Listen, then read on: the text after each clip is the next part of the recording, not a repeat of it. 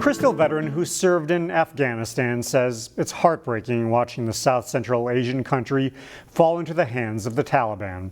As Sonia Goins reports, the withdrawal of U.S. troops has left this veteran with many unanswered questions.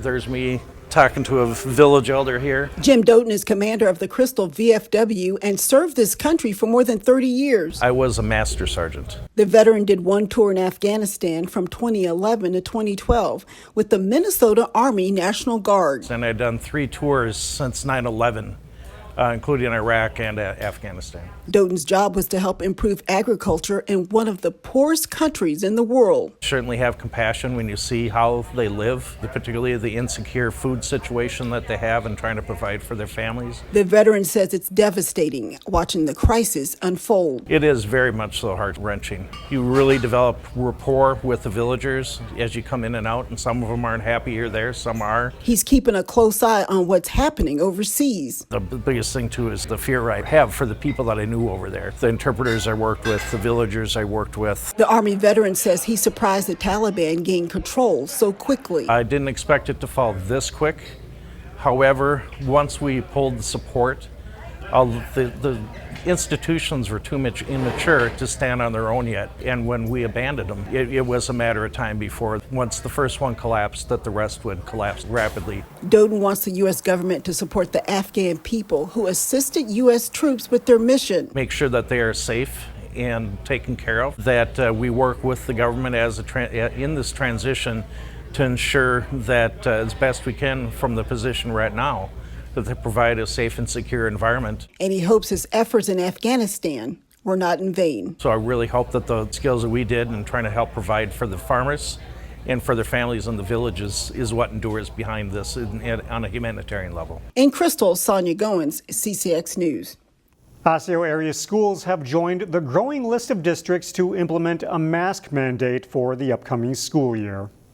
I cannot in good conscience take the risk of being in a place 3 months from now experiencing high case rates in our district, wishing we would have put a mask requirement in, knowing that we could have done something to help mitigate that situation. The board voted 4-2 to implement the mask mandate.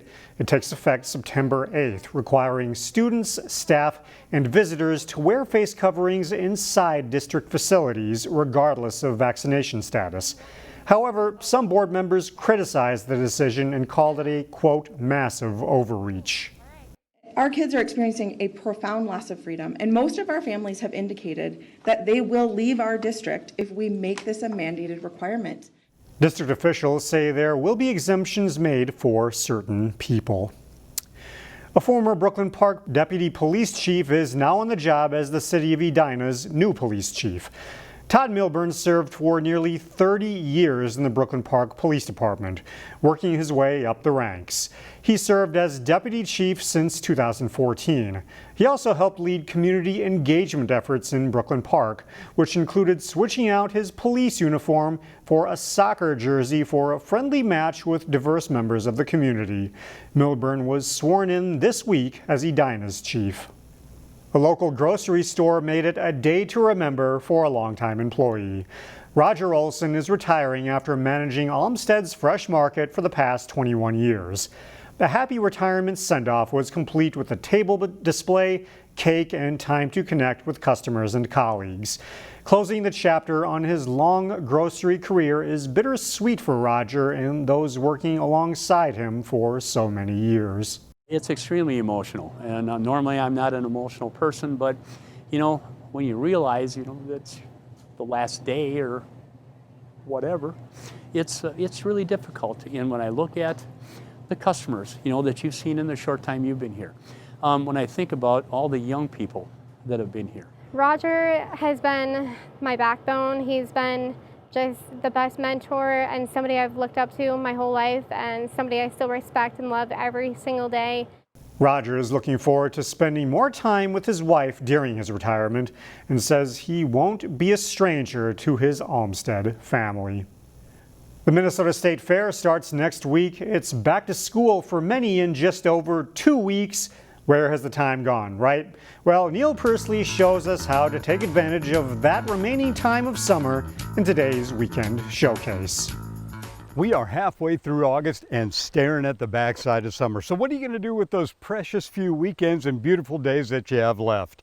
I've got a few ideas, and we'll start at CROW-HASSAN Park. Each year, hundreds of volunteers help collect prairie seeds for redistribution in the nearly 2,000 acres of restored prairie managed by Three Rivers Park District. The next prairie seed collection is Saturday at CROW-HASSAN Park from 10:30 to 1:30. You need to register online or call Three Rivers Park, but don't worry if you missed this one. Check online for other collection days going all the way through October. And midweek over at the Eastman Nature Center, they're having an event called the Women, Woods, and Wine Hike. Originally started to get women together in the outdoors, enjoy a short hike with a naturalist as she talks about seasonal flora and fauna. Women and wine and bears, oh my! The event is for women only, 21 and up. Afterwards, stay for some social time on the front lawn and enjoy your favorite beverage that you bring from home. Even if you're not a woman, or you don't like wine, or both, walking a trail at Eastman is always a relaxing afternoon. The hike starts at 7:30 Wednesday evening. Call Eastman Nature Center or go online to sign up. And this Saturday, if you're a parent or a kidlet looking forward to going back to school, there's something very special going on at the Zanewood Rec Center. First annual back to school barbecue happening here at Zanewood, and we'll be having backpack giveaways, we'll be having activities for the youth to do, and then engagement with our local PD and fire department. The event is free and goes from 11 to 5 at Zanewood Rec Center in Brooklyn Park. If you're just looking for some peace and quiet, it doesn't get a whole lot more tranquil than the Maple Grove Arboretum. And that is just a smattering of the places you have to go and things you have to choose from basically at your back door. For Weekend Showcase, Neil Persley, CCX News.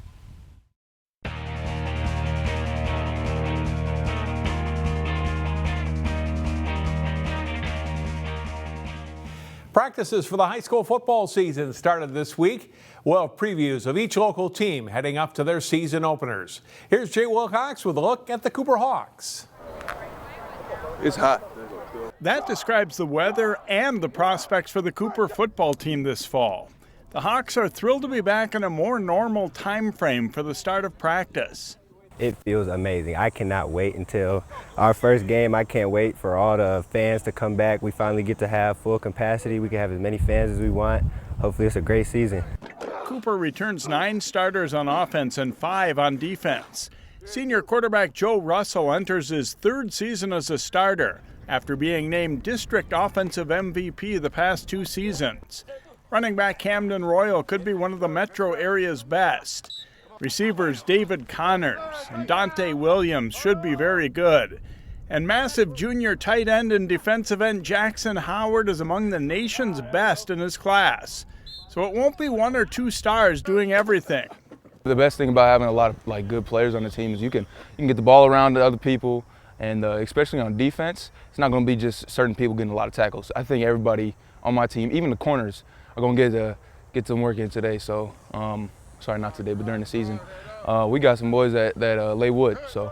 Cooper's been a strong program for the past several years, but they've fallen just short of qualifying for the state playoffs. They plan to change that. Coach Howard has been telling us all summer his goal is to win state, so hopefully we can continue to go 1-0 every week. You know, we probably have one of our toughest schedules. We know every game is going to be a battle, so let's see how we do. And we want to go from good to a great football team, and so we're going to do it from the freshman level, sophomore level, and also the varsity level. And I would say, you know, we've got the tangibles to be up there in that conversation.